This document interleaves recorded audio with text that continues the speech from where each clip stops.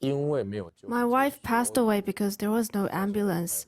This has been weighing on my heart for over 30 years. This has been the driving force behind all my efforts. A wish held for 38 years has finally been fulfilled. Mr. Hsu, who raised his daughter as a single father, lived frugally for decades to save up 1.8 million NT, all to donate to strangers who live on the other side of the world as thanks for helping him through his darkest hour. I owe the Argentinian people. The afternoon my wife passed away, my daughter didn't have any milk to drink, and she wouldn't take a bottle. She was hungry and crying. But the nurse who had just given birth herself took my daughter and breastfed her. Seeing that, I just broke down. I couldn't hold it in anymore. On the day of the donation, the hospital invited the doctors and nurses who were there at the time of the accident. In 1988, while traveling in Argentina with his wife and 6-month-old daughter, Mr. Hsu and his family were in a serious car accident. Since there was no ambulance, his wife passed away on the long journey to the hospital.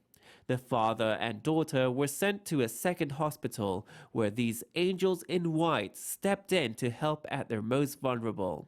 Mr. Hsu left that day with a solemn vow to repay their kindness. I told my wife I'd make sure that her sacrifice wouldn't be for nothing.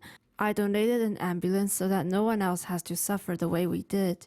As one of the furthest countries from Taiwan, sending an ambulance to Argentina was no easy task. International shipping logistics and regulations were complicated, and the pandemic put a halt to the plan for 6 years. But the vehicle finally arrived, giving what's essentially a mobile ICU to this community.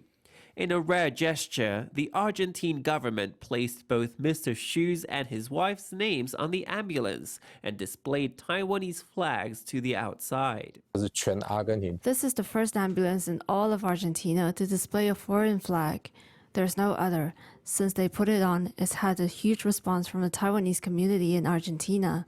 Mr. Hsu's story deeply moved the local community and garnered widespread media coverage, serving as a shining example of the friendship between the people of Taiwan and Argentina. Now, this ambulance, bearing the flag of the person who sent it, begins its mission to save lives in the place where his history first began.